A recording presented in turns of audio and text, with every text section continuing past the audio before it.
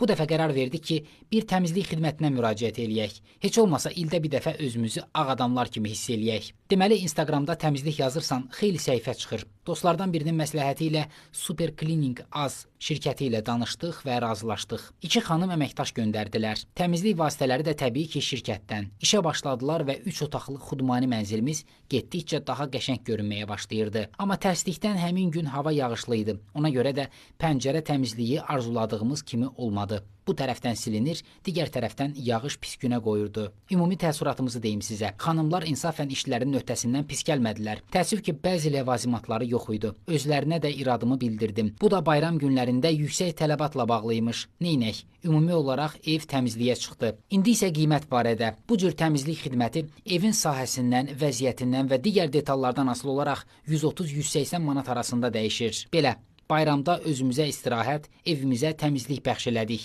Necə deyərlər, həmişə təmizlikdə. Dostlar, kanalıma abunə olmağı və bol-bol şərhlər yazmağı unutmayın. İzlədiyinizə görə təşəkkürlər.